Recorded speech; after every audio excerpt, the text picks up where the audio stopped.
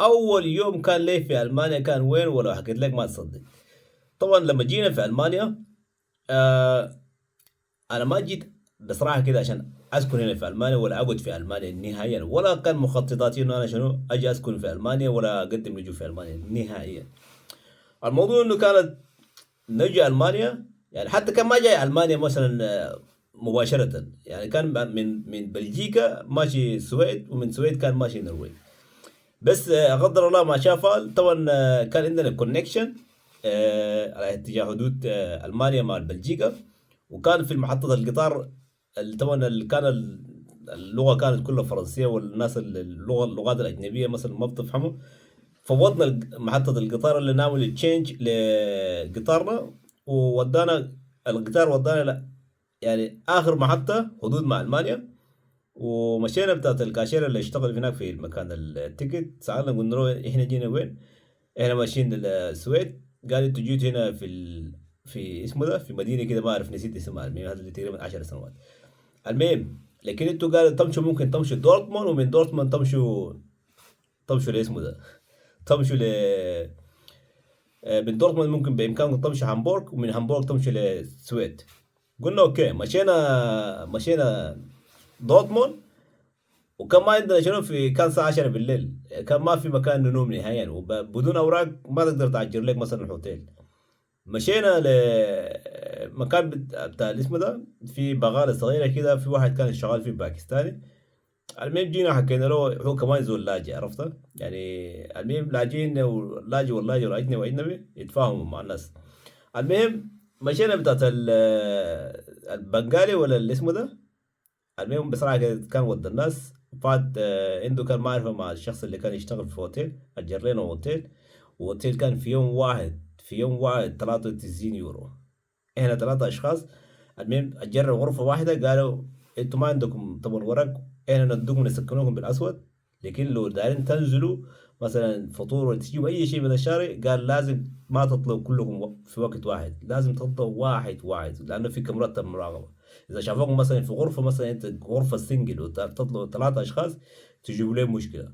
قلنا اوكي. قعدنا هناك في الهوتيل 3 ايام، لانها كان الوقت ده كان حكومة، كان في اجراءات مشددة، والناس اللي ما عندهم اوراق يمسكوهم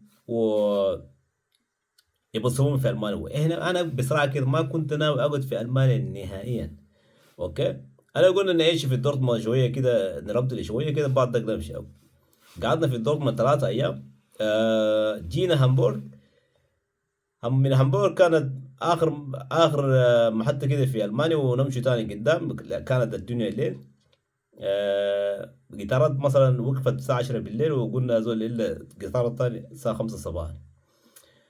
المهم ركبنا القطار بتاع 5 صباحا، ماشيين مع الحدود التاني، طالعين خلاص من ألمانيا دنمارك. بس راجل صاحب اللي جاب لنا حوى انه ما يعرف يحكي، والمهم بيصور انه قبضونا. والمهم صاحب الكنترول بتاع التيكت اتصل البوليس، وبوليس محطة جاية توالي، القطار وقف، وبوليس جاب الكاميرات يفتشوا ناس السود ديل كلهم، طلعوهم برا. محطة الشرطة هناك. مشينا تبسم ما نبسم، تبسم ما نبسم. المهم مشينا عدينا يوم كله في مخفر الشرطة. وتاني من هناك قضوني 72 ساعة، إما تطلع مثلا تطلع من ألمانيا خلال 72 ساعة، أو تقرر مثلا تقعد هنا، مثلا تقعد في ألمانيا.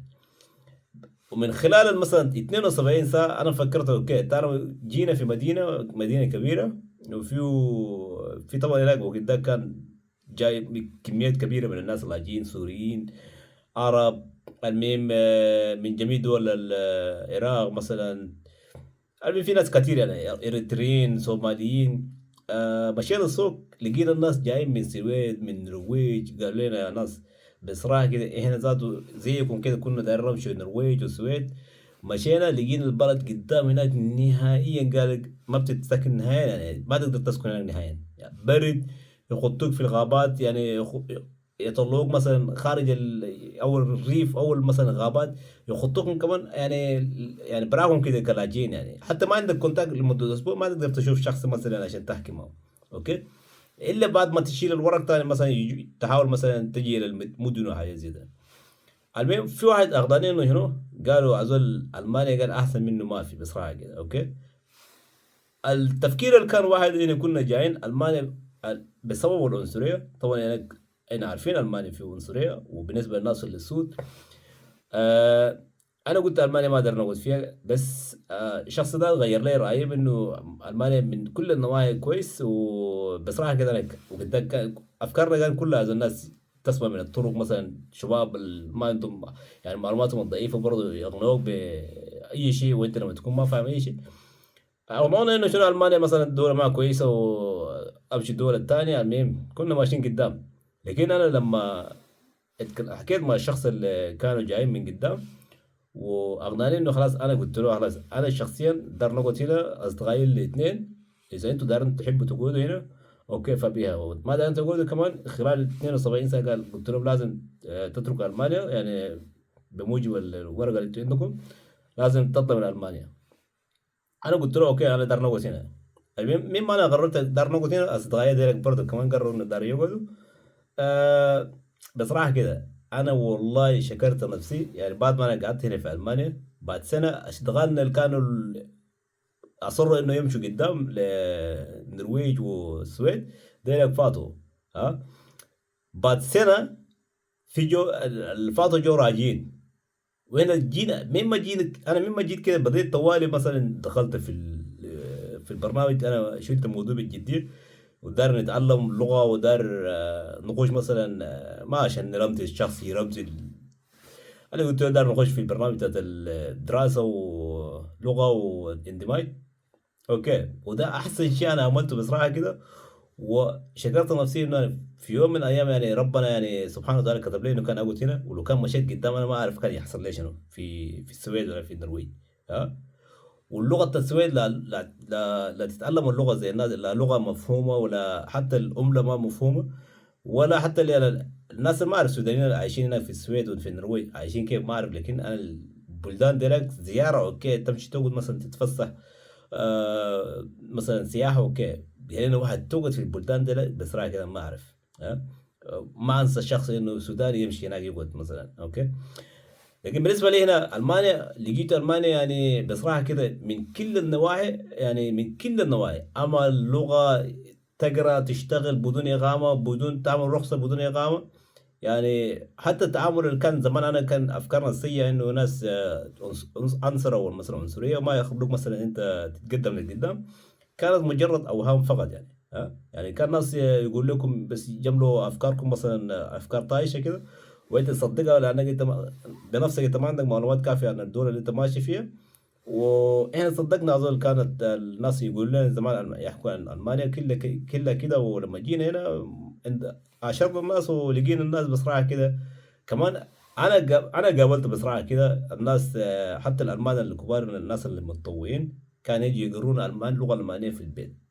كانوا يقرون اللغه الالمانيه في البيت وبصراحه كده ساعدونا. وكمان حتى يعني من شده ريحونا انه يجيبوا مثلا الورقه توكيل توكل انك مثلا انت مثلا موافق هي تعمل لك مثلا كل شيء، او هو مثلا اذا كان شخص راجل هو يعمل لك مثلا كل شيء. اي مسائل قانونيه اي اجراءات عن اللجوء، لانك انت لما تجي انت ما بتكون فاهم اللغه النهائيه ما بتعرف قوانين نهائيا، لكن هم قاعدين هنا عارفين كل شيء. توقف فقط انك شنو موافق انك انت شنو هي اللي تكون مسؤوله عنك. يعني الاجراءات اللي جايه مثلا اي ورقه جايه من الحكومه انت هي اللي تتكفل ويمدى لك ويتواصل معك مثلا عشان انت ما تغلط. انا بصراحه كده في حاجه كده ليه يومنا هذا تقريبا 12 سنه ولا 11 سنه بصراحه كده متواصلين يعني باستمرار بصراحه كده يعني بقت زي امي. ها وبصراحه كده المره دي ساعدتنا بصراحه كده مساعده يعني ما في شخص مثلا حتى الحكومه الالمانيه ما ساعدتنا بصراحه كده. وده اللي انا خلاني انه انا لو كنت مثلا لو كان مشيت مثلا نرويج وكان مصيري كان يكون شنو بصراحة كده ما بعرف. هنا اتعلمت اللغة اتعلمت مهنة كمان ما كنت أتوقع في يوم من الأيام أنا أتعلمها نهائيا.